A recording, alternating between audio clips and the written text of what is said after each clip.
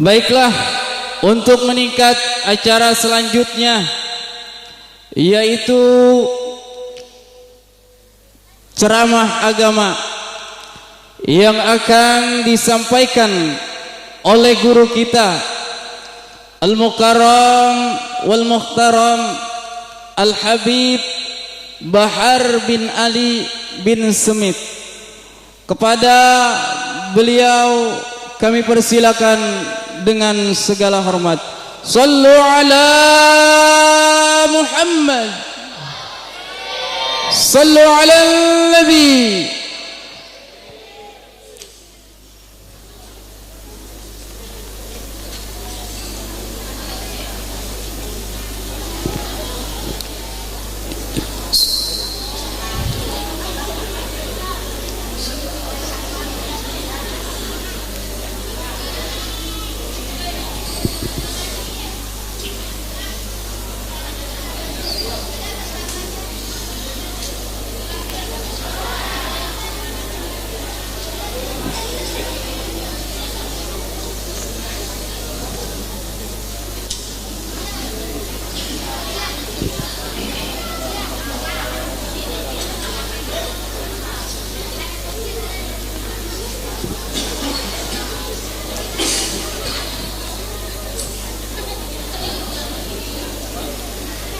Sallu ala Muhammad.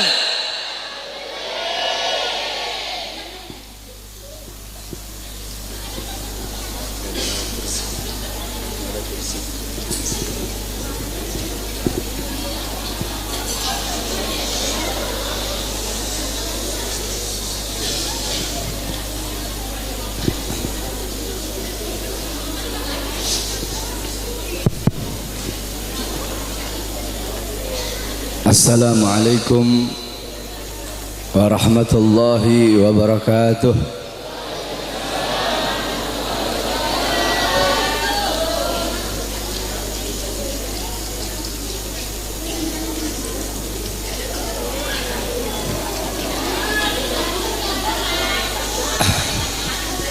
Sebelum saya mulai, saya harapkan kepada jamaah khususnya ibu-ibu, tolong jangan ada yang ribut. Bismillahirrahmanirrahim. Alhamdulillahi dzil jalali wa syari'il harami wal halali.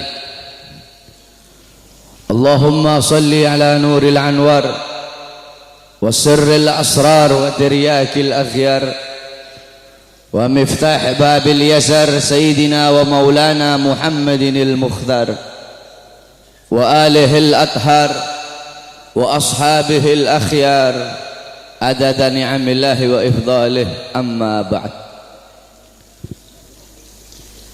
Yang saya cintai, yang saya muliakan, para alim ulama, para kiai, para asatid, para tokoh masyarakat, wabil khusus ketua DKM masjid, imam masjid, pengajar-pengajar di masjid, ketua panitia peringatan Maulid Nabi besar Muhammad beserta seluruh panitia, para tokoh masyarakat, para aparat pemerintah beserta seluruh hadirin dan hadirat, bapak-bapak, ibu-ibu, pemuda-pemudi umat baginda Nabi besar Muhammad sallallahu alaihi wasallam. Alhamdulillah, segala puji dan syukur kehadirat Allah Subhanahu wa taala. Karena Allah Subhanahu wa ta'ala telah memberikan kepada kita nikmat yang sangat besar. Allah telah memberikan kepada kita keagungan yang sangat besar. Allah telah memberikan kepada kita rahmat yang sangat besar. Apa nikmat Allah yang sangat besar? Apa karunia Allah yang sangat besar? Apa rahmat Allah yang sangat besar?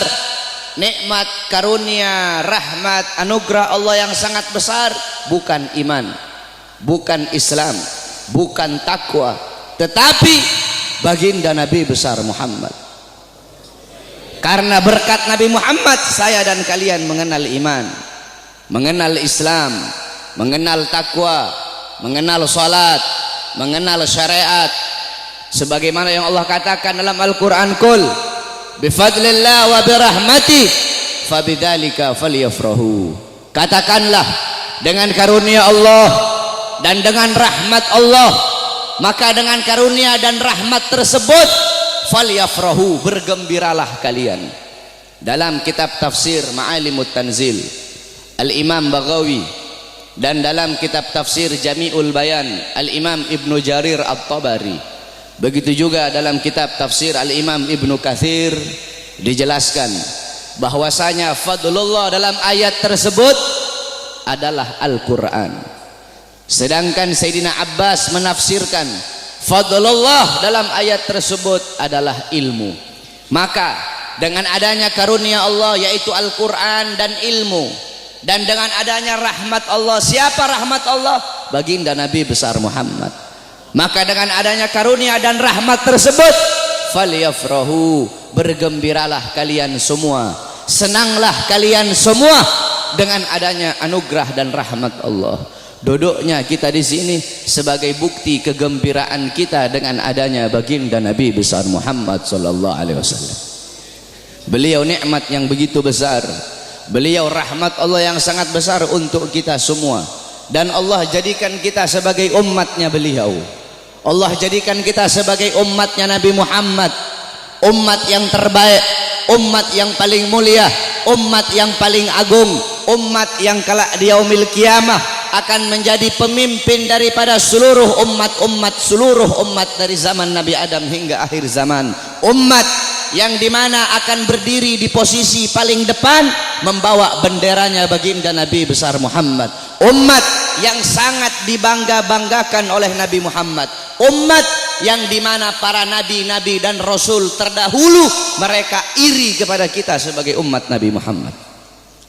Dalam kitab Nashihul Ibad Al-Imam Ibnu Hajar Al-Asqalani dijelaskan bahwasanya Nabi Allah Adam alaihi salam, beliau berkata, aku iri kepada umat Muhammad. Aku iri kepada umat Muhammad. Kenapa? Karena Allah memberikan kepada mereka 4 macam kemuliaan yang tidak pernah Allah berikan kepada aku, tapi Allah berikan kepada mereka. Apa 4 macam kemuliaan yang Allah berikan untuk kita tapi tidak Allah berikan kepada Nabi Adam? Yang pertama, kata Nabi Allah Adam alaihissalam, Allah menerima taubatku ketika aku berada di kota Mekah saja, tidak di kota-kota yang lain. Tetapi bagi umat Nabi Muhammad dimanapun mereka bertaubat, Allah terima taubatnya. Ketahui saudara-saudara, Nabi Allah Adam ketika Allah keluarkan dari sorga, itu Allah turunkan di India, di bawah kaki gunung Himalaya. Siti Hawa Allah turunkan di Jeddah, Iblis Allah turunkan di Basrah. Selama 450 tahun Nabi Adam bertaubat, taubat beliau belum diterima oleh Allah subhanahu wa ta'ala. Ketika beliau berada di kota Mekah, baru taubat beliau diterima. Itu pun karena beliau membawa namanya baginda Nabi besar Muhammad. Beliau berdoa, ya Rabb bihaqi Muhammad, ya Allah, demi hak Muhammad, demi kehormatan Muhammad, kemuliaan Muhammad, keagungan Muhammad, terima taubatku ya Allah. Wa qala Allah ya Adam, kaifa arafta Muhammad wa lam ahlagahu? Wahai Adam, dari mana kau mengetahui wujud Muhammad sedangkan aku belum ciptakan wujudnya Muhammad? Qala Adam, ya Rabb, innaka lama khalaqtani rafa'tu ra'si wa ra'aitu ala qawaimil arsy maktub la ilaha illallah Muhammadur Rasulullah. Ya Allah, ketika kau tiupkan roh, aku angkat kepalaku ke atas dan aku lihat di tiang-tiang arsy, di tiang-tiang sorga tertulis la ilaha illallah Muhammadur Rasulullah. Dari situ aku tahu bahwasanya Muhammad bukan manusia biasa. Sebab tidak mungkin engkau akan meletakkan nama makhluk di samping namamu, kecuali pasti makhluk itu makhluk yang paling kau cintai ya Allah. Makanya aku bawa nama Muhammad dalam pertaubatanku kepadamu dengan harapan agar engkau menerima taubatku. Apa kata Allah? Sadaqta ya Adam, betul apa yang kau katakan itu wahai Adam. Kalau engkau bermohon kepadaku dengan membawa nama Muhammad, ketahuilah telah aku ampuni dosamu wahai Adam. Walaula Muhammad ma khalaqtuka ya Adam, dan kalau bukan karena Muhammad tidak akan aku ciptakan engkau wahai Adam. Allah menerima taubat Nabi Adam ketika beliau berada di kota Mekah. Apa kata Nabi Adam? Sedangkan bagi umat Muhammad dimanapun mereka berada, saya dan kalian kalau mau bertobat dari dosa, Tidak harus kita ke Mekah, saudara-saudara. Kita bertobat dimanapun tempatnya. Taubatan nasuha, menyesali perbuatan dosa, tidak mengulangi perbuatan dosa, itu taubat kita diterima oleh Allah. Sedangkan kata Nabi Adam, tapi aku hanya di kota Mekah, tidak di tempat yang lain. Sedangkan umat Muhammad dimanapun mereka bertaubat, Allah terima taubat mereka. Itu pertama, tidak pernah Allah kasih untukku, tapi Allah kasih untuk kita sebagai umat Muhammad. Yang kedua, kata Nabi Adam, ketika aku berbuat salah, Allah pisahkan aku dengan istriku Hawa hanya karena satu kesalahan. Satu kesalahan aku perbuat, aku makan buah khuldi, Allah pisahkan aku dengan Hawa selama ratusan tahun. Tetapi bagi umat Muhammad, pagi, siang, sore, malam mereka bermaksiat, tidak Allah pisahkan mereka dengan anak dan istri mereka. Aku cuma satu kali Allah pisahkan aku dengan Hawa. Umat Muhammad ribuan kali, jutaan kali bermaksiat, tidak Allah pisahkan mereka dengan anak dan istri mereka. Yang ketiga, kata Nabi Adam, aku berbuat salah dalam keadaan berpakaian, dalam keadaan tertutup auratku, karena Allah murka, Allah lepaskan pakaianku sehingga terlihat auratku. Tetapi bagi Muhammad kebalik, mereka berbuat dosa dalam keadaan telanjang, tapi tetap Allah kasih mereka pakaian. Aku berbuat salah dalam keadaan berpakaian, Allah lepaskan. Umat Muhammad mereka berbuat dosa dalam keadaan melepaskan pakaian, tapi tetap Allah kasih mereka pakaian. Yang keempat, kata Nabi Adam, aku berbuat salah di dalam sorga. Di dalam sorga aku berbuat salah. Allah murka, Allah keluarkan ke dunia. Umat Muhammad kebalik, mereka berbuat dosa di dunia, tapi kalau bertaubat, taubatnya diterima, mereka meninggal husnul khatimah, Allah masukkan mereka ke sorga. Kebalik, kata Nabi Adam, aku berbuat salah di sorga, Allah keluarkan ke dunia. Umat Muhammad berbuat dosa di dunia, Allah masukkan mereka ke sorga. Aku iri kepada umat Muhammad, sungguh aku ingin menjadi umat Muhammad, kata Nabi Allah Adam alaihissalam. Lihat bagaimana kemuliaan umatnya Nabi Muhammad. Nabi Musa alaihissalam ketika beliau naik ke Tur Sina, naik ke Bukit Sina, beliau berdoa, ya Allah, aku ingin melihat cahayamu, aku ingin melihat zatmu, aku ingin melihat wajahmu, ya Allah. Apa kata Allah? Wahai Musa, kau tidak akan sanggup, kau tidak akan kuat untuk melihat cahayaku, wahai Musa. Ketahuilah, antara diriku dengan hamba-hambaku ditutupi dengan 70.000 hijab, 70.000 penghalang yang menutupi antara diriku dengan hamba-hambaku. Al-Imam Ghazali menjelaskan, penghalang Allah itu Allah ciptakan dari cahaya, dari air, dan dari kegelapan. Di dalam penghalang Allah ada suara gemuruh air, ada suara air yang sedang mengalir. Itu dalam penghalang Allah.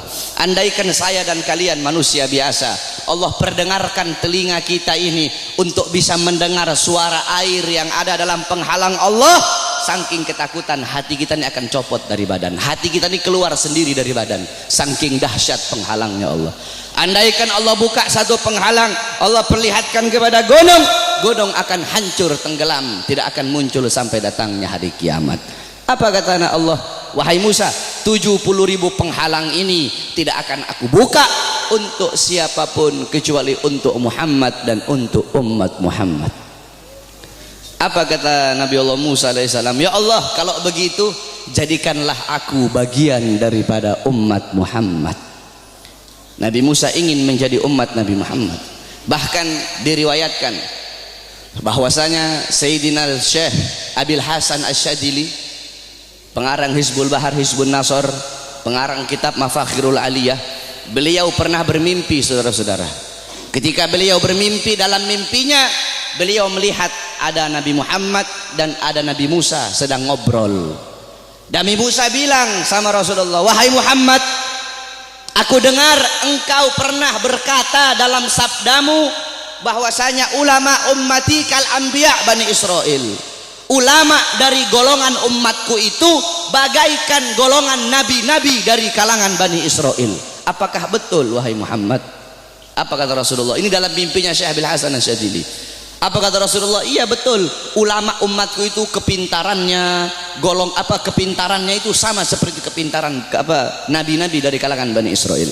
Kata Nabi Musa, coba seperti apa sih ulama umatmu itu, aku pengen lihat coba. Nabi Muhammad memanggil Al-Imam Ghazali di dalam mimpinya Syekh Abil Hasan Asyadili. Imam Ghazali dipanggil oleh Nabi Muhammad. Nabi Muhammad bilang, ini salah satu daripada ulama umatku yang aku banggakan. Akhirnya kata Nabi Musa, siapa namamu? Kata Imam Ghazali apa? Ana Muhammad bin Muhammad bin Muhammad. Kata Nabi Musa, stop.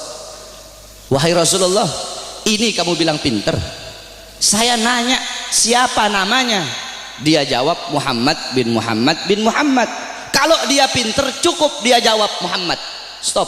Sudah. Nggak usah dia bilang Muhammad bin Muhammad. Saya nggak nanya nama bapaknya, saya nggak nanya nama kakeknya. Kalau dia pinter cukup dia jawab Muhammad. Udah, stop.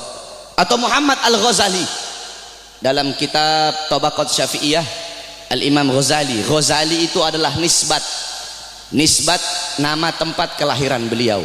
Tetapi ada juga ulama yang mengatakan Ghazali itu nisbat kepada pekerjaan keluarga beliau, yaitu tukang tenun, tukang sol. Nah, kata Nabi Musa, kalau kamu pinter cukup kamu jawab Muhammad. Nggak usah kamu bilang Muhammad bin Muhammad bin Muhammad, kepanjangan.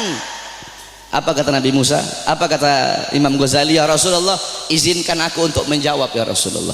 Diizinkan oleh Rasul, dijawab oleh Imam Ghazali. Wahai Musa kalimullah. Dulu Allah pernah nanya, wahai Musa, apa yang ada di tanganmu? Engkau bilang, ya Allah ini tongkat. Tongkat ini untuk menyandar, untuk bersandar. Tongkat ini untuk memukul. Harusnya kalau kau pinter cukup kau jawab ini tongkat. Nggak usah kau jawab tongkat ini untuk ini, untuk ini, untuk ini. Karena Allah nanya apa yang ada di tanganmu. Allah tidak tanya untuk apa itu. Apa kata Nabi Musa? Karena aku ingin bercakap-cakap lama dengan Allah. Aku ingin punya waktu yang panjang dengan Allah untuk mengambil berkah. Apa kata Imam Ghazali? Begitupun aku jawab dengan jawaban yang panjang untuk bercakap-cakap lama denganmu agar mendapatkan keberkahan darimu yang pernah berbicara dengan Allah. Baru diakui oleh Nabi Musa kepintaran ulama daripada umatnya Nabi Muhammad sallallahu alaihi wasallam. Coba kau lihat dalam kitab Khasaisul Ummatul Muhammadiyah, dalam kitab keutamaan kekhususan yang Allah kasih kepada umat Nabi Muhammad, umat terdahulu, saudara-saudara, kalau mereka berbuat dosa, Allah tidak segampang akan mengampuni dosa mereka. Bani Israel kalau mereka berbuat dosa, mereka harus cari jurang yang tinggi, loncat ke bawah sampai mati, baru diterima taubatnya oleh Allah. Kita tidak, Allah kasih kemudahan. Umat terdahulu kalau anggota tubuh mereka ada yang terkena najis, harus dihilangkan dengan kulit-kulitnya. Kita tidak, terkena najis cukup hilangkan najis itu. Kalau menggoladoh najisnya berat, pakai air dicampur dengan tanah. Allah kasih kita kemudahan, Allah kasih kita keutamaan. Kenapa? Karena kita adalah umat Nabi Muhammad. Kuntum khairu ummatin ukhrijat linnas. Kamu sekalian umat yang paling bagus, umat yang paling baik, umat yang paling utama, umat yang paling mulia yang Allah keluarkan untuk segenap manusia. Kenapa kau jadi umat yang terbaik? Kenapa kau jadi umat yang termulia? Bukan karena salatmu, ibadahmu, amalmu, ilmumu, bukan. Tapi karena kau, saya adalah umatnya Nabi Muhammad. Kita menjadi mulia karena kemuliaan Nabi Muhammad. Makkah menjadi kota yang mulia karena Makkah kota kelahiran Nabi Muhammad. Madinah menjadi kota yang mulia karena Madinah kota hijrah dan kota wafatnya Nabi Muhammad. Hajar Aswad menjadi batu yang mulia karena Hajar Aswad pernah dicium oleh bibirnya Nabi Muhammad. Buraq menjadi kendaraan yang mulia karena Buraq pernah ditunggangi oleh Nabi Muhammad. Bahkan ada salah satu ulama yang mempertanyakan, siapa yang lebih mulia, sendalnya Nabi atau malaikat Jibril alaihi salam? Jibril alaihissalam tidak pernah berjumpa langsung dengan Allah, tetapi Nabi Muhammad bahkan sendalnya telah berjumpa dengan Allah. Dalam kitab Al-Anwar Al-Bahiyah dijelaskan sendalnya Nabi berjumpa dengan Allah. Kenapa sandal itu menjadi mulia? Sandal itu menjadi mulia karena dipakai oleh kaki yang mulia, kakinya baginda Nabi besar Muhammad. Pernah seseorang bertanya kepada salah satu ulama, siapa yang lebih mulia, Ka'bah ataukah makbarahnya Nabi? Ka'bah atau kuburnya Nabi yang lebih mulia? Apa jawab ulama itu? Kalau kita lihat dari kuburnya, maka Ka'bah lebih mulia. Tetapi kalau dilihat dari sesuatu yang bersemayam dalam kubur itu, maka sesuatu yang bersemayam dalam kubur itu lebih mulia ribuan jutaan kali daripada Ka'bah. Siapa? Nabi Muhammad sallallahu alaihi wasallam. Kita menjadi mulia karena Nabi Muhammad. Ma madahtu Muhammadan bi qasidati walakin mudiha qasidati bi Muhammadin. Tidaklah aku memuji Nabi dengan syairku, aku tidak memuliakan Nabi dengan syairku, aku tidak mengagungkan Nabi dengan syairku, tetapi syairku yang menjadi mulia karena telah memuliakan Nabi Muhammad. Syairku yang menjadi agung karena telah mengagungkan Nabi Muhammad. Syairku yang menjadi terpuji karena telah memuji Nabi Muhammad. Kalian nih, kalian semua yang duduk di sini merayakan Maulid Nabi. Nabi Muhammad tidak butuh, tapi kita yang butuh untuk merayakan Maulid Nabi Muhammad. Kamu duduk di sini memuliakan Nabi, mengagungkan Nabi. Nabi tidak butuh, tapi kamu yang butuh untuk memuliakan dan mengagungkan Nabi Muhammad. Kamu duduk di sini bersolawat kepada Nabi, memuji Nabi, mengagungkan Nabi. Itu tidak akan menambahkan kemuliaan Nabi. Kalau dengan kamu bersolawat menambahkan kemuliaan Nabi, berarti Nabi butuh dengan solawatmu. Nabi tidak butuh, tapi kamu dan saya yang butuh dengan bersolawat kepada Nabi. Kita memuliakan Nabi tidak akan menambahkan kemuliaan Nabi, tapi itu menambahkan kemuliaan kita. Kita tidak bersolawat, tidak mengagungkan beliau, itu juga tidak akan mengurangi kemuliaan beliau. Karena beliau kemuliaannya lautan jadi tinta, pohon jadi pena, digunakan untuk melukis kemuliaan Nabi. Lautan jadi tinta, pohon jadi pena, tidak akan sanggup untuk melukis tentang kemuliaan Nabi Muhammad. Maka saya dan kalian menjadi mulia karena kemuliaan Nabi Muhammad sallallahu alaihi wasallam. Nabi Allah Adam, saudara-saudara, Allah memerintahkan kepada seluruh penghuni langit untuk bersujud kepada Adam. Kenapa, saudara-saudara? Para ulama mengatakan, pertama, untuk memuliakan nur Nabi Muhammad yang ada dalam tulang sulbi Nabi Adam alaihissalam. Makanya kenapa ketika iblis tidak mau bersujud, Allah sangat-sangat murka.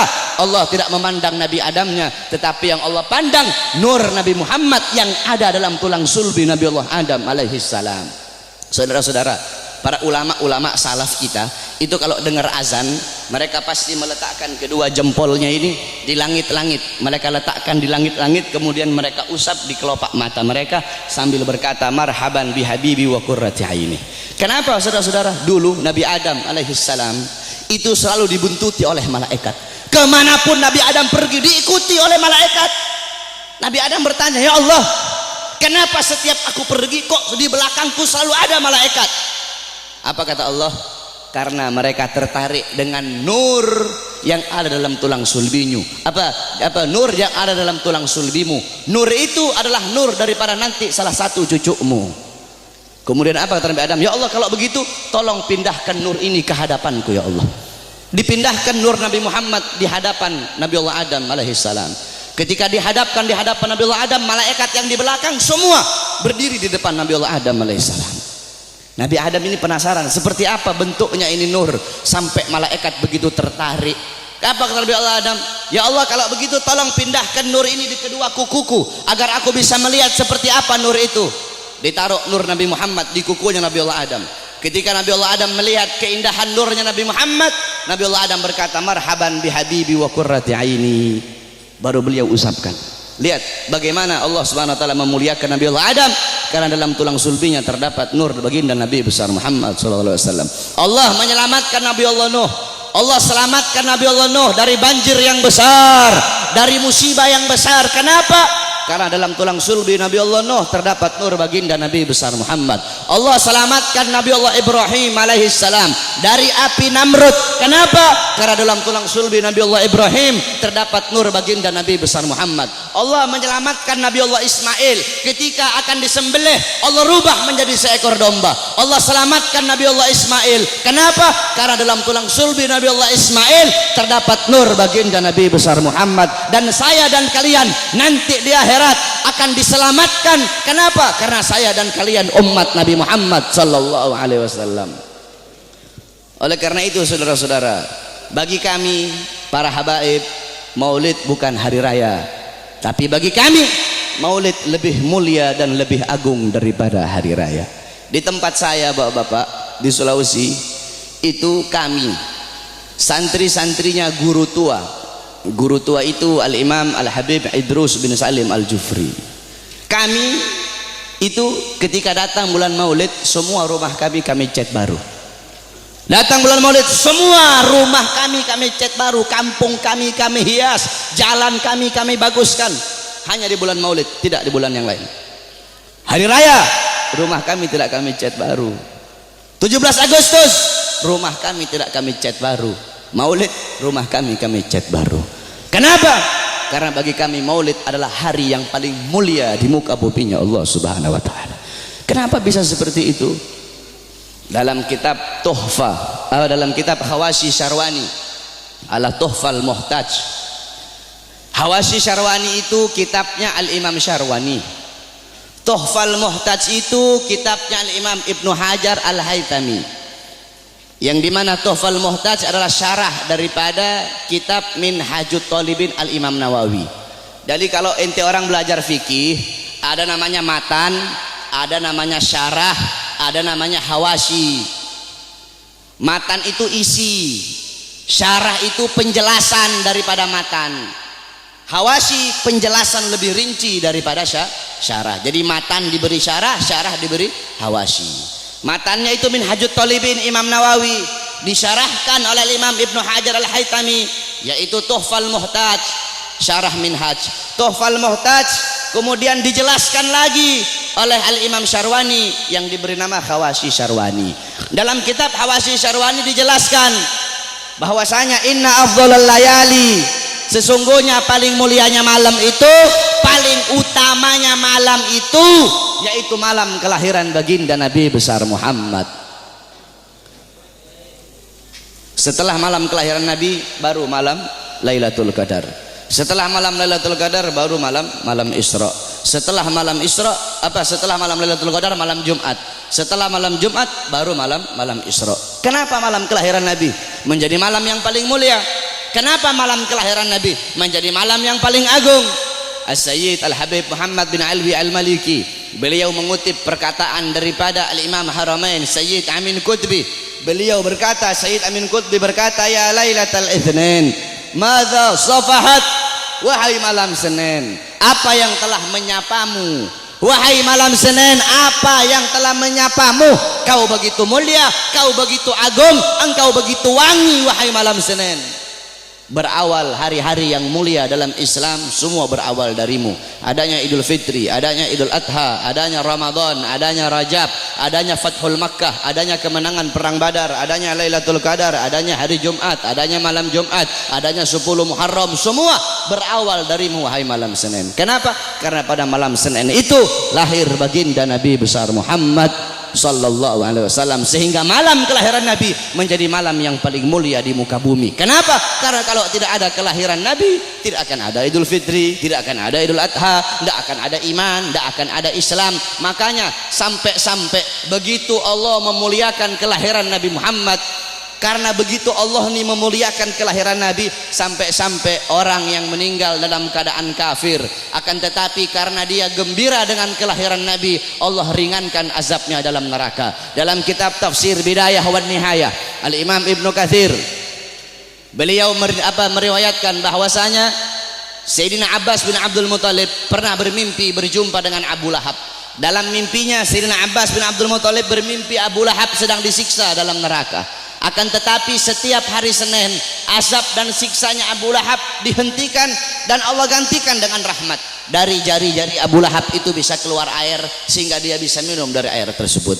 Maka Sayyidina Abbas pun bertanya, wahai Abu Lahab, kenapa setiap hari Senin Allah angkat azab dan siksamu? Dari jari-jarimu bisa keluar air, kenapa hanya di hari Senin, tidak di hari-hari yang lain?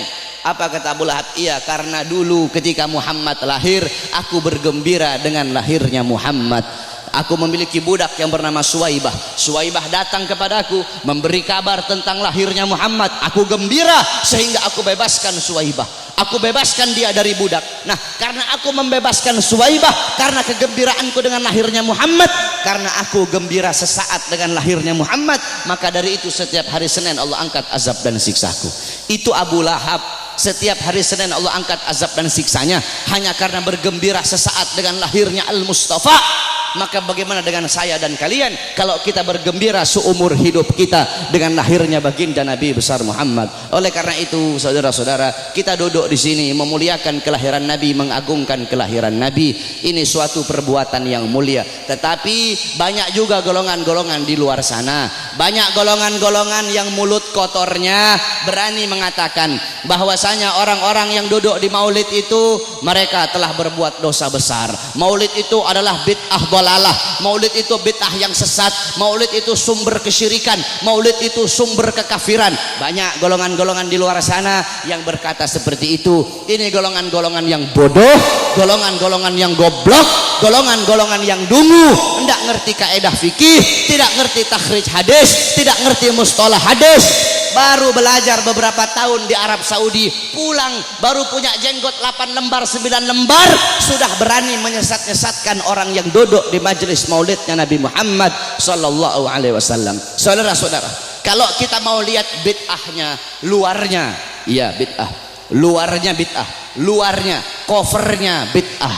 covernya ini sesuatu yang baru. Tetapi intisari, lubabnya, intisari yang ada dalam peringatan maulid ini bukanlah sesuatu yang bid'ah. Tadi di maulid tadi dibacakan Quran. Apakah membaca Quran sesuatu yang bid'ah? Kau duduk di sini, kita saling makan sama-sama. Nanti selesai acara makan bareng-bareng. Dalam kitab dijelaskan Nabi Allah Ibrahim menjadi Khalilullah.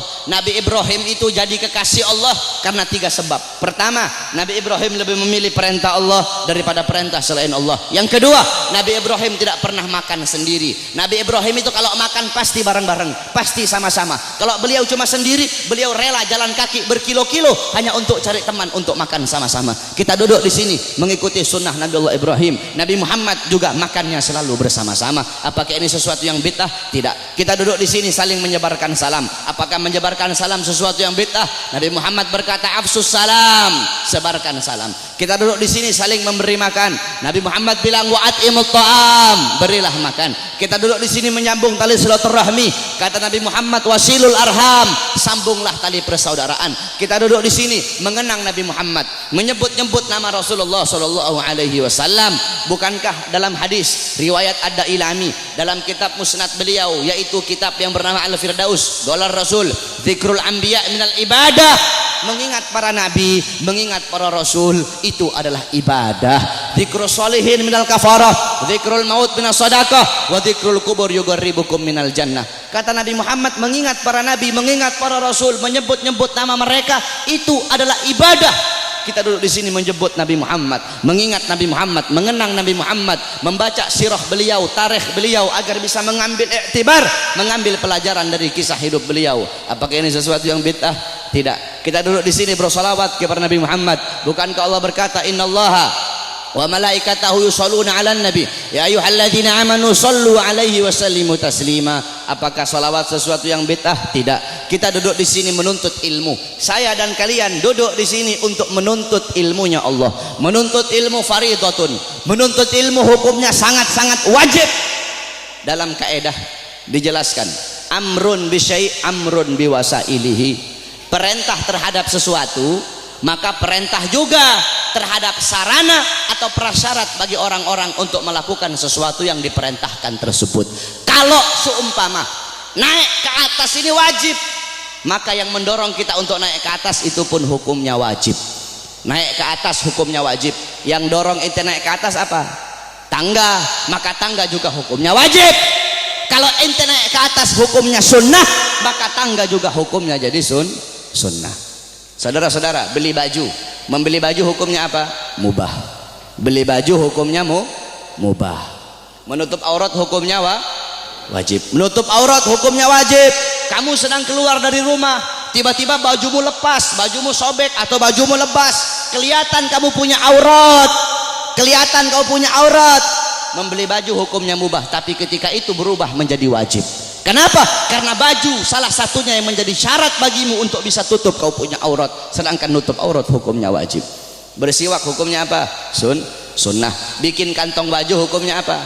Bikin kantong baju hukumnya mubah. Bersiwak hukumnya sunnah. Bikin kantong baju hukumnya mubah. Kamu mau keluar rumah, kantong apa? Bajumu tidak punya kantong. bajumu tidak punya kantong. Kalau tidak ada kantong tidak bisa kamu bawa, kamu punya siwak. Sedangkan bersiwak hukumnya sunnah, bikin kantong baju hukumnya mubah. Ketika itu berubah, bikin kantong baju hukumnya jadi sunnah. Kenapa? Karena kantong baju yang jadi syarat bagimu untuk bisa bawa, kau punya siwak. Nah, menuntut ilmu hukumnya wajib, saudara-saudara. Maka ketika maulid menjadikan dirimu, mendorong dirimu untuk menuntut ilmu, maka ketika itu maulid pun hukumnya berubah menjadi wajib. Kalau maulid mendorong engkau untuk sedekah, sedekah hukumnya sunnah, maka maulid juga hukumnya menjadi sunnah. Bersolawat hukumnya sunnah, maka ketika itu maulid mendorong kau untuk bersolawat, maka maulid juga hukumnya menjadi sunnah. Oleh karena itu nanti wasiat saya, kalau nanti ada yang nanya kepada kalian semua, kenapa kamu merayakan maulid Nabi Muhammad? Jawab, saya merayakan maulid Nabi untuk memuliakan dan mengagungkan kelahiran Nabi. Siapa yang suruh memuliakan kelahiran Nabi? Siapa yang suruh mengagungkan kelahiran Nabi?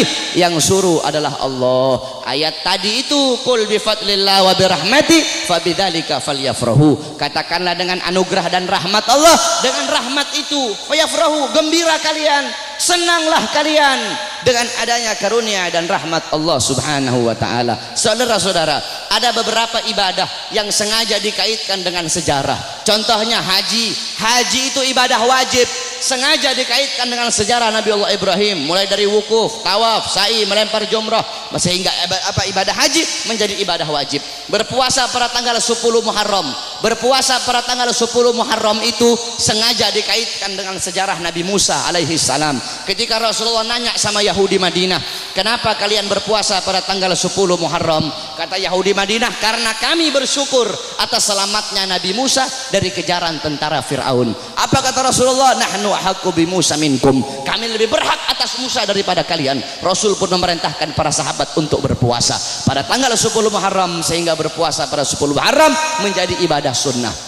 Saudara-saudara, para ulama mengatakan, jikalau perhatikan kata-kata ini, jikalau berpuasa pada tanggal 10 Muharram menjadi ibadah sunnah karena bersyukur atas selamatnya Nabi Musa, maka bagaimana dengan terselamatkan seluruh alam semesta ini berkat adanya Nabi Muhammad?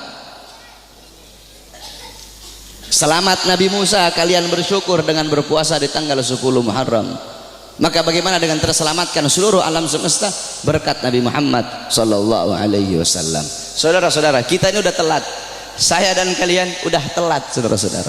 Yang pertama kali memuliakan kelahiran Nabi, yang pertama kali mengagungkan kelahiran Nabi adalah Allah Subhanahu wa taala. Tetapi Allah punya cara lain.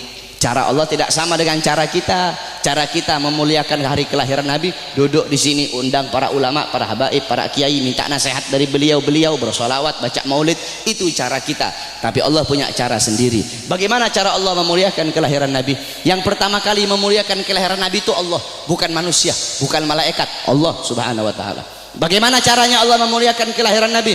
Dalam kitab Qisasul Anbiya dijelaskan. Kita semua tahu Nabi Muhammad lahir pada hari Senin pada tanggal 12 Rabiul Awal pada tahun gajah, amal fil. Wa summiya ama wiladati amal fil.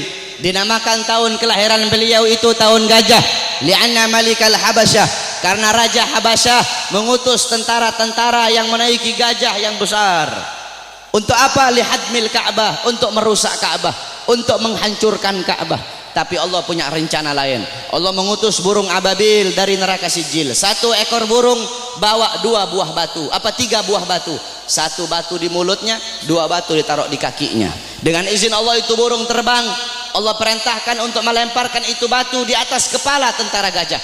Ketika itu batu jatuh di atas kepala tentara gajah, tembus sampai ke kaki, saudara-saudara. Allah hancurkan pasukan gajah. Kenapa Allah hancurkan pasukan gajah? Ikroman, untuk memuliakan dan mengagungkan kelahiran baginda Nabi besar Muhammad sallallahu alaihi wasallam. Padahal bagi Allah tidak mustahil kalau Allah mau hancurkan pasukan gajah sebelum mereka nyerang, bisa Allah hancurkan. Tapi kenapa Allah hancurkan ketika mereka menyerang Ka'bah? Untuk memuliakan kelahiran dan keagungan, untuk mengagungkan kelahiran baginda Nabi besar Muhammad. Siapa Siapa saudara-saudara yang merobohkan istana Romawi? Ketika Nabi Muhammad lahir, istana Romawi roboh. Siapa yang robohkan? Allah. Kenapa Allah robohkan istana Romawi di hari lahirnya Nabi? Padahal tidak mustahil kalau Allah mau robohkan sebelum Nabi Muhammad lahir, bisa. Bisa bagi Allah. Allah merobohkan sebelum Nabi Muhammad lahir, bisa. Tapi kenapa Allah robohkan di hari lahirnya Nabi? Ikraman, untuk memuliakan dan mengagungkan kelahiran baginda Nabi besar Muhammad. Siapa yang memadamkan api Majusi, api yang selama ribuan tahun tidak pernah padam? Nabi Muhammad lahir, api Majusi menjadi padam. Siapa yang memadamkan? Allah. Kenapa Allah padamkan api Majusi di hari lahirnya Nabi? Kok tidak di hari-hari sebelumnya? Padahal tidak mustahil bagi Allah untuk memadamkan api Majusi sebelum Nabi Muhammad lahir, bisa. Tapi kenapa di lahirnya hari Nabi Muhammad? Ikraman, untuk memuliakan dan mengagungkan kelahiran Nabi Muhammad. Oleh karena itu Allah saja memuliakan kelahiran Nabi, Allah saja mengagungkan kelahiran Nabi. Maka kita siapa kok tidak memuliakan dan tidak mengagungkan kelahiran baginda Nabi besar Muhammad sallallahu alaihi wasallam. Oleh karena itu saudara-saudara, cintai beliau, jadikan beliau sebagai teladanmu, jadikan beliau sebagai pedomanmu, jadikan beliau sebagai idolamu. Nabi Muhammad mencintai kalian, Nabi Muhammad sangat cinta kepada kalian, sampai-sampai kata Sayyidina Ali, Sayyidina Ali karramallahu wajha, inna Rasulillah fi akhir nafsi haragat syafataihi marratain fa'algaitu sam'i fasami'tuhu yaqul ummati ummati faqubida Rasulillah sallallahu alaihi wasallam wa qala la kanatid dunya tadumu li wahidin la kana Rasulillah fiha mukhallada. Apa kata Sayyidina Ali pada saat detik-detik terakhir nafasnya Nabi Muhammad? Aku melihat beliau menggerakkan bibirnya dengan 2 kali gerakan. Aku dekatkan telingaku, aku mendengar beliau berkata ummati ummati faqubida Rasul, dan meninggal Nabi Muhammad. Apa kata Sayyidina Ali? Lau kanatid dunya tadumu li wahidin la kana Rasulullah fiha mukhallada. Andaikan bisa satu wujud hidup abadi di muka bumi, yang paling pantas itu cuma Nabi Muhammad. Saking mulianya Nabi besar Muhammad sallallahu alaihi wasallam. Nabi Muhammad mengorbankan nyawanya, mengorbankan jiwanya untuk siapa? Untuk kalian sebagai umat. Nabi Muhammad, beliau pipi beliau tertusuk tulang sampai tembus ke sebelah. Demi siapa? Demi kalian sebagai umat. Nabi Muhammad gigi gerahamnya patah, gigi gerahamnya Nabi patah. Demi siapa? Demi kalian sebagai umat. Sampai-sampai Uwais Al-Qarni yang berada di Yaman, Uwais Al-Qarni tidak pernah berjumpa dengan Nabi, tapi ketika Uwais Al-Qarni mendengar Nabi Muhammad gigi gerahamnya patah, Uwais Al-Qarni ambil benda tumpul, dia pukulkan di pipinya agar gigi-gigi gerahamnya patah. Kenapa? Dia ingin merasakan apa yang dirasakan oleh Nabi Muhammad SAW. Nabi Muhammad mukanya dilempar dengan kotoran onta, dilempar batu sampai dahinya berdarah. Ketika dahi beliau berdarah, beliau tampung darah itu agar tidak jatuh di atas tanah. Kenapa? Karena kalau darah beliau jatuh di atas tanah, Allah akan tenggelamkan orang-orang yang melempari beliau. Apa kata beliau? Mereka adalah umatku, mereka belum diberi hidayah oleh Allah subhanahu wa ta'ala. Nabi Muhammad berjuang untuk siapa? Untuk kalian semua sebagai umat. Agar apa? Agar apa? Agar iman sampai. Agar apa? Agar Islam sampai. Agar apa? Agar masjid sampai. Agar apa? Agar ulama sampai. Agar apa? Agar kiai sampai kepada kalian, agar ilmu agama sampai, agar tauhid sampai, agar syariat sampai, agar seluruh ilmu-ilmu itu sampai kepada kalian. Tetapi setelah itu semua sampai, malah kalian sia-siakan. Setelah sholat sampai, malah kalian belakangi. Setelah takwa sampai, malah kalian campakkan. Setelah syariat sampai, malah kalian campakkan. Kalian mengambil budaya barat, kalian mengambil orang-orang barat sebagai teladan kalian, sebagai pedoman kalian, sebagai pedoman anak-anak kalian. Kalian tinggalkan Nabi Muhammad SAW. Mulutmu mengaku umat Nabi, saya umat Nabi, saya umat Islam, tapi kau tidak sholat. Saya umat Nabi, tapi masjidmu sepi. Saya umat Nabi, tapi kedua matamu memandang hal-hal yang haram. Saya umat Nabi, tapi kamu kencingnya berdiri. Saudara-saudara, Masjid Istiqlal loh, tahu Masjid Istiqlal? Itu bodoh DKM-nya itu. Kenapa bodoh? Karena mereka bikin tempat kencing berdiri, saudara-saudara. Masjid itu bikin tempat kencing duduk. Masjid bikin tempat kencing berdiri, udah kayak bandara aja ente. Dorong orang-orang untuk bikin sunnah, dorong orang-orang untuk melakukan sunnah. ente ketua masjid, orang-orang yang ada di masjid bikin tempat kencingnya duduk. Adapun orang yang masuk ke dalam itu kencingnya berdiri atau duduk, urusan mereka. Yang penting kamu telah dorong mereka untuk mengikuti sunnah. Sufyan Ats-Tsauri, tahu Sufyan Ats-Tsauri? Ats-Tsaur itu banteng. Kenapa Sufyan Ats-Tsauri dipanggil banteng? Karena dia masuk ke masjid itu mendahulukan kaki kiri, sehingga terdengar suara ya Tsaur qaddimul yumna. Hei banteng, dahulukan kaki kananmu. Ditegur saudara-saudara. Engkau mengaku apa? Engkau mengaku umat Nabi, tapi kedua tanganmu tidak pernah memberi makan golongan-golongan yang dicintai oleh Nabi. Siapa golongan yang dicintai oleh Nabi? Anak yatim, fakir miskin, para janda-janda. Kau ngaku cinta Nabi tapi kau tidak pedulikan mereka. Kau biarkan mereka dalam keadaan lapar, kau biarkan mereka dalam keadaan teraniaya, sedangkan mereka golongan yang sangat dicintai oleh Nabi Muhammad SAW. Engkau mengaku umat Nabi tapi kau biarkan besok anak-anakmu merayakan Valentine.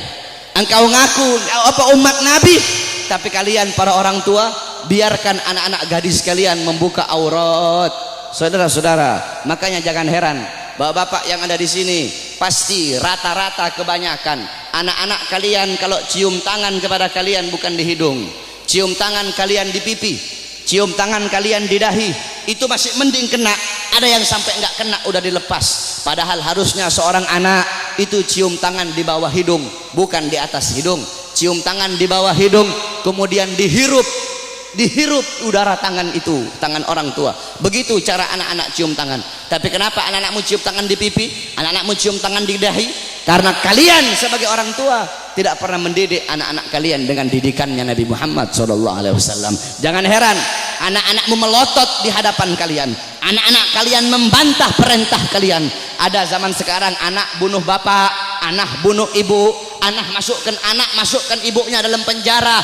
Jangan kau salahkan kenapa kalian sebagai orang tua tidak pernah mendidik anak-anak kalian dengan didikan agama. Laisal mar'u yuladu aliman, tidak ada seseorang dilahirkan dalam keadaan alim, tidak ada. Saudara-saudara, kewajiban kalian sebagai orang tua untuk mendidik anak-anak kalian dengan didikan agama. Bapak-bapak zaman sekarang sibuk cari uang, sibuk cari harta, pagi siang sore malam keluyuran cari uang. Untuk apa? Untuk ngasih makan jasmani anak-anaknya. Untuk apa? Untuk memberi makan jasmani anak-anaknya. Tetapi lupa kalian beri makan jiwa, hati, dah apa? Jiwa anak-anak kalian, hati anak-anak kalian, ruh anak-anak kalian lupa kalian kasih makan. Apa makanan hati bagi anak-anak kalian? Makanan hati bagi anak-anak kalian adalah ilmu. Hati 3 hari tidak kena ilmu, hati itu mati. Maka tanyakan kepada diri kalian sebagai orang tua, telah berapa lama kalian menjadi sebab hati anak-anak kalian mati? Kenapa kenapa anakmu tidak kau masukkan pondok? Kenapa anakmu tidak kau masukkan pesantren? Kenapa anakmu tidak kau ajarkan Quran? Kenapa kau lebih pentingkan SD-nya, SMP-nya, SMA-nya? Bukan berarti tidak boleh sekolah SD, tidak boleh sekolah SMP, tidak boleh sekolah SMA. Tidak apa-apa sekolahkan anakmu SD, SMP, SMA. Tetapi agama jangan kau belakangi, Al-Qur'annya jangan kau belakangi. Kenapa anakmu tidak mondok? Aduh, saya lebih milih sekolah. Kalau nanti anak saya mondok, bagaimana masa depannya nanti? Orang tua goblok itu kalau ada yang seperti itu, saudara-saudara. Kalau anak saya mondok, anak saya jadi ustadz, anak saya jadi Quran, jadi ahli Quran, gimana masa depannya nanti? Gimana nasibnya? Orang tua goblok itu kalau ada yang seperti itu, saudara-saudara. Kau lihat zaman sekarang, SD, SMP, SD udah tahu mabok, SD udah tahu melacur, SD udah tahu zina. Itu SD. Bagaimana SMP-nya? Itu SMP. Bagaimana SMA-nya? Saudara-saudara, jangan kau pentingkan pendidikan dunia anak-anakmu, tapi lebih pentingkan pendidikan akhirat anak-anakmu. Didik dengan didikan Nabi. Adabani Rabbi fa ahsana ta'dibi. Allah yang mendidikku, Allah yang mengajariku, sehingga sebaik-baiknya pendidikan adalah pendidikanku. Nanti ini tanggal 13, besok tanggal 14. Kau lihat yang paling banyak merayakan Valentine di jalan-jalan, saudara-saudara. Yang paling banyak merayakan Valentine bukan orang Kristen. Yang paling banyak merayakan Valentine bukan orang Buddha, bukan orang Hindu, bukan orang Katolik, bukan Yahudi, bukan Nasrani. Yang paling banyak merayakan Valentine di Indonesia adalah anak-anak kita, saudara-saudara, anak-anak Islam, putra-putri Islam, putra-putrimu yang paling banyak merayakan Valentine. Valentine itu adalah harinya orang-orang Romawi. Valentine itu adalah mengenang kematian si siapa, Santa Valentino atau siapa itu namanya orang-orang Romawi itu. Man tasyabbaha biqaumin fahuwa minhum. Kata Rasulullah, barang siapa yang mengikuti suatu kaum, maka dia sama dengan kaum tersebut. Engkau mengikuti orang Romawi, engkau mengikuti orang Barat, engkau mengikuti orang kafir, mengikuti budaya mereka, mengikuti adat istiadat mereka, mengikuti hari-hari besar mereka, engkau sama seperti mereka. Mereka dilaknat, engkau pun akan dilaknat oleh Allah Subhanahu wa taala. Memang betul kata Nabi Muhammad. Nabi Muhammad sallallahu alaihi wasallam, beliau pernah bersabda, la taqumus saah. Kata beliau, tidak akan terjadi hari kiamat, kata beliau, hatta sehingga kata beliau, ta'khuda ummati, umatku itu mengambil jejak, umatku itu mengikuti jejaknya siapa? Jejaknya orang-orang sebelum mereka. Jejak orang-orang sebelum mereka, kata Nabi Muhammad sallallahu alaihi wasallam. Shibran bi shibrin, sejengkal demi sejengkal, kata Nabi Muhammad. Wa dhira'an bi dhira'in, sehasta demi sehasta, kata Nabi Muhammad. Fakila, kemudian ada di situ salah satu sahabat yang berkata, ya Rasulullah, maksudnya apa maksudnya kurun golongan-golongan sebelum mereka itu, apakah mereka apa? Ya Rasulullah, kata salah satu sahabat, apakah orang Persia, Warum dan orang-orang Romawi? Apa kata Rasulullah sallallahu alaihi wasallam? Siapa lagi kalau bukan mereka? Lihat, yang dikatakan Nabi Muhammad sallallahu alaihi wasallam betul. Nanti ada nanti kiamat tidak akan terjadi, kiamat itu tidak akan datang nanti sebelum umatku itu sampai sehingga umatku akan mengikuti orang-orang Romawi dan orang-orang Persia, baik gaya pakaian mereka, mengikuti hari-hari besar mereka, kata Rasulullah sallallahu alaihi wasallam. Maka ketika itu sudah terjadi, berarti itu adalah salah satu daripada tanda-tanda kiamat. Oleh karena itu saudara-saudara sekalian yang dimuliakan oleh Allah, didik kau punya anak-anak dengan didikan Nabi Muhammad. Begitu juga ibu-ibu zaman sekarang ini, mereka tahu di mana letak kursi mereka, di mana letak dapur mereka, di mana letak tempat make up mereka, tapi mereka tidak tahu di mana letak anak-anak perempuan mereka. Anak-anak perempuan kalian biarkan berjalan dengan laki-laki yang bukan muhrim. Anak-anak perempuan kalian biarkan telanjang. Anak-anak perempuan kalian biarkan membuka aurat. Saudara-saudara, Hadramaut melahirkan para aulia. Bumi Hadramaut itu melahirkan para wali, melahirkan para aulia, fuqaha, ulama. Kenapa? Itu tidak terlepas dari wanita-wanita yang ada di sana. Bagaimana wanita yang ada di sana? Wanita yang ada di sana seumur hidup mereka cuma keluar 3 kali. Seumur hidup mereka keluar cuma 3 kali. Pertama, ketika mereka masih kecil, keluar bersama bapaknya.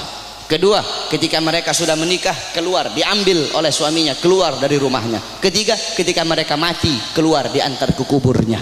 Itu seumur hidup 3 kali mereka keluar rumah. Makanya jangan heran kenapa wanita-wanita di sana melahirkan wali-wali, melahirkan orang-orang soleh, melahirkan wali songo yang datang bawa Islam ke Indonesia, berasal dari sana. Kenapa? Itu tidak terlepas dari kesolehan, ketaatan, kezuhudan wanita-wanita yang ada di sana. Oleh karena itu para wanita-wanita, para istri-istri, ibu-ibu, jadikan Sayyidatuna Fatimah, Sayyidatuna Khadijah, Sayyidatuna Aisyah, Ummu Salamah, Ummu Aiman, Ummu Sulaim, Siti Khansa, Siti Mutiyah, wanita-wanita di zaman Nabi, wanita-wanita mulia. Jadikan beliau-beliau sebagai uswahmu, sebagai teladanmu, sebagai pedomanmu, agar kau bisa mendidik anak-anakmu dengan didikan Nabi Muhammad. Insya Allah dengan duduknya kita di sini, Allah kasih kita keberkahan, Allah kasih kita Allah kasih kita maghfirah, Allah kasih kita rahmat. Kita bermalam-malaman di sini untuk Nabi Muhammad. Insya Allah kedua mata kita Allah halalkan kelak di yaumil kiamah untuk memandang wajah indah baginda Sayyidina Muhammad sallallahu alaihi wasallam. Amin amin ya rabbal alamin. Ingat saudara-saudara, tidak ada kata capek untuk Nabi, tidak ada kata mahal untuk Nabi Muhammad. Oh saya bikin maulid ini, aduh bagaimana ini, pusing saya nyari dana. Tidak ada kata mahal untuk Nabi Muhammad. Untuk Nabi triliunan itu tidak ada harganya. Kau bikin maulid, kalian nih takmir masjid bikin maulid, jangankan habis 1 triliun, kalian habis 100 triliun, itu murah untuk Nabi Muhammad SAW. Tidak ada kata mahal untuk Nabi Muhammad. Saudara-saudara, Nabi Muhammad Sayyidatuna Khadijah semua hartanya habis. Sayyidina Utsman, Sayyidina Umar, Sayyidina Abu Bakar, sampai-sampai sebelum Sayyidatuna Khadijah meninggal, apa kata beliau? Wahai suamiku, hartaku semua sudah habis. Nanti kalau aku mati nih, kamu butuh uang, kau gali kuburku, ambil tulang-tulangku, kau jual untuk Islam. Sampai segitunya, tidak ada kata mahal. Nah ini kita kadang untuk Nabi kita capek, untuk Nabi ayo udah kemalaman nih, tidak ada kata kemalaman untuk Nabi.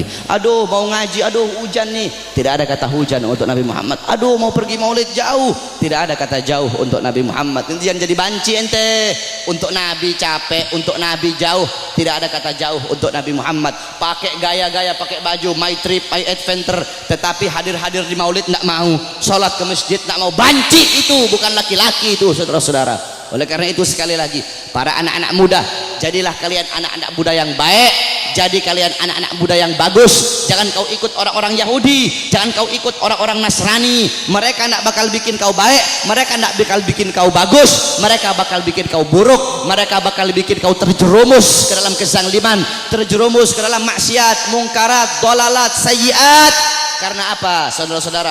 Nasib desamu nih, nasib kampungmu semua ini ke depan, nasib masjid ke depan, desamu ke depan, itu tergantung anak-anak muda. Kalau anak-anak mudamu baik, ke depan kampungmu jadi kampung yang baik. Tapi kalau anak-anak mudamu rusak, anak-anak mudamu bangsat, ke depan kampungmu akan jadi kampung yang bangsat. Kalau negara sekarang ini anak-anak mudanya baik, kenal Nabi, ke depan negara ini akan jadi negara yang baik. Tapi kalau anak-anak mudanya narkoba, anak-anak mudanya judi, anak-anak mudanya melacur, anak-anak mudanya mabuk, ke depan ini negara akan jadi negara bangsat, saudara-saudara. Tetapi kita berdoa kepada Allah, semoga Allah jadikan ini negara-negara aman, ini negara jadi negara yang baik, jadi negara yang makmur. Makmur bukan karena pejabatnya, makmur insya Allah karena doa-doa para ulama dan doa para solihin. Amin amin ya rabbal alamin. Ya Rabbana syarifna wa karimna bi ru'yati sayyidinal Mustafa. Ya Rabbana syarifna wa karimna bi ru'yati sayyidinal Mustafa. Kita doakan para ulama kita, para guru-guru, para ulama, para ustadz, para murabbi kita, semoga Allah panjangkan umur beliau-beliau, karena beliau-beliau pewaris Nabi, penyambung lidah Nabi, penerus perjuangan Nabi. Semoga Allah panjangkan umur-umur beliau, Allah permudah urusan dunia akhirat beliau, Allah sehatkan jasmani dan ruhani beliau, sehingga ilmu-ilmu beliau bermanfaat untuk kita semua. Amin amin ya rabbal alamin. Wal afu minkum. Wassalamualaikum warahmatullahi wabarakatuh.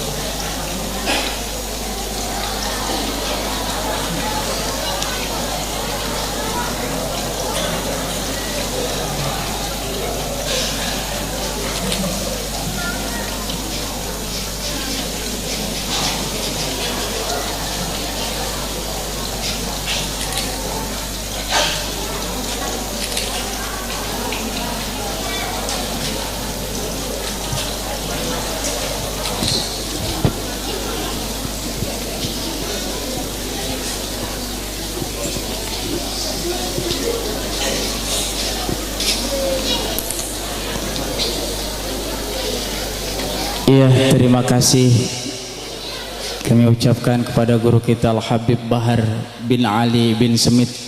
Semoga apa yang disampaikan bisa kita amalkan di kehidupan kita sehari-hari. Amin ya rabbal alamin.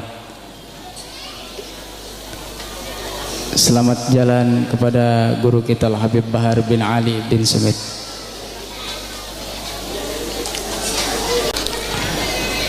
Iya, baiklah.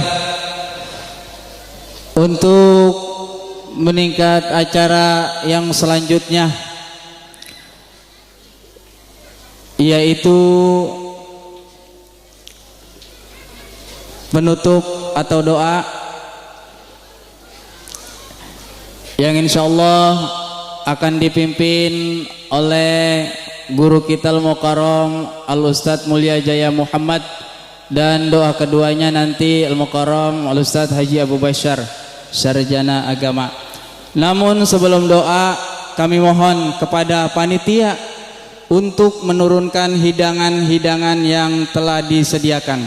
Kami mohon kepada panitia untuk menurunkan hidangan-hidangan yang telah disediakan.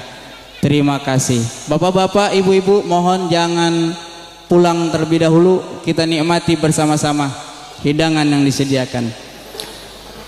Baiklah, saya selaku pembawa acara mohon dibukakan pintu maaf yang seluas-luasnya. Apabila ada kata-kata yang salah maupun tingkah laku saya atau ucapan saya yang menyinggung bapak-bapak sekalian, saya atas nama pribadi mohon dibukakan pintu maaf yang seluas-luasnya. Dan juga kami mengucapkan ribuan terima kasih kepada warga RW 08 dan juga RT 09 dan para donatur-donatur yang membantu untuk kegiatan untuk memperingati hari kelahiran Nabi besar kita Nabi Muhammad SAW. Semoga Allah balas dengan rizki yang berlipat-lipat ganda. Amin ya rabbal alamin. Baiklah, untuk acara selanjutnya yaitu penutup atau doa yang akan dipimpin oleh guru kita Al-Mukarram Al-Ustadz Mulia Jaya Muhammad. Dari saya, wassalamualaikum warahmatullahi wabarakatuh. Astaghfirullahaladzim, astaghfirullahaladzim, astaghfirullahaladzim. Falakal hamdu ya Allah, ya maulana, ya ma'bud. Bismillahirrahmanirrahim. Alhamdulillahi rabbil alamin. Hamdan syakirin, hamdan na'imin, hamdan yuwafi ni'amahu wa yukafi'u mazidah. Ya Rabbana lakal hamdu wa lakal mulku wa lakal syukru kama yanbaghi li jalalikal karim wa 'azimi sultanik. Allahumma salli ala sayyidina Muhammad wa ala ali sayyidina Muhammad. Allahumma ansurna fa innaka khairun nasirin waftah lana fa innaka khairul fatihin warhamna fa innaka khairur rahimin waghfir lana fa innaka khairul ghafirin warzuqna fa innaka khairur raziqin wahfazna fa innaka khairul hafidhin. Allahumma hdina wa najjina minal qawmil zalimin. Allahumma barik lana fi asma'ina wa absarina wa qulubina wa arwahina wa dhurriyyatina wa tub alaina innaka antat tawwabur rahim waj'alna syakirin tika musannina biha kabilina la hadimha alaina. Allahumma anfa'na bima 'allamtana wa 'allimna ma yanfa'una waj'alna nafi'a rizqan halalan tayyiban mubarakah fid din wa dunya wal akhirah. Rabbana hab lana min azwajina wa dhurriyyatina qurrata a'yun waj'alna lil muttaqina imama. Rabbana hab lana minas solihin, Rabbana hab lana minas solihin, Rabbana hab lana minas solihin. Rabbana atina fid dunya hasanah wa fil akhirati hasanah wa qina adzaban nar. Sallallahu sayyidina Muhammadin wa ala alihi wa sahbihi ajma'in. Subhana rabbika rabbil izzati amma yasifun, salamun alal mursalin walhamdulillahi rabbil alamin. Sirril Fatihah. A'udzu billahi minasyaitonir rajim. Bismillahirrahmanirrahim. Alhamdulillahi rabbil alamin arrahmanir rahim maliki yaumiddin. Iyyaka na'budu wa iyyaka nasta'in. Ihdinas siratal mustaqim. Siratal ladzina an'amta 'alaihim ghairil maghdubi 'alaihim waladdallin. Amin. Wa'fu ya karim ya Allah arhamna, wa'fu ya karim ya Allah arhamna, wa'fu ya karim ya Allah arhamna. Allah bihaqqil Fatihah, syirril Fatihah, wa bil mujadil Fatihah. Ya farizal ham, ya kashifal gham, ya man li 'abdihi yaghfir wa yarham, wa ya dafi'al bala ya Allah, wa ya dafi'al bala ya Rahman, wa ya dafi'al bala ya Rahim, wa ya dafi'al bala ya Arhamar Rahimin. Dawahum biha subhanallahumma wa tahiyyatuhum biha salam wa akhiru da'wana alhamdulillahi rabbil alamin. Assalamualaikum warahmatullahi wabarakatuh. Salatun minallah wa alfa salam alal Mustafa Ahmad Syarifil maqam.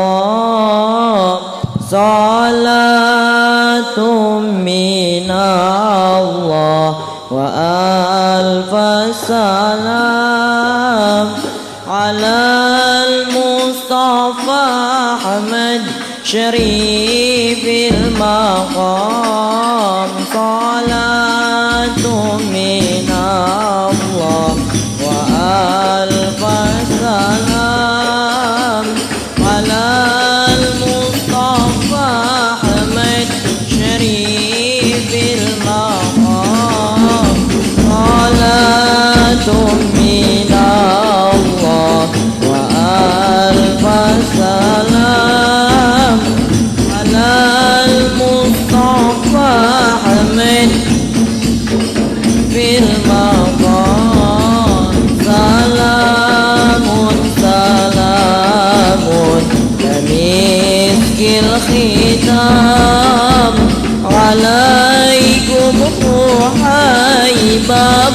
لنا يا كرام صلاة من الله وألف سلام على المصطفى حمد في المقام وما ذكره موسانا في الظلام ونور لنا بين هذا الهنا صلاة من الله وألف سلام على المصطفى حمد شريف المقام سلام سلام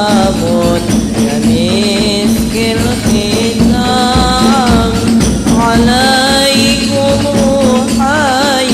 حبيبنا يا كرام صلاة من الله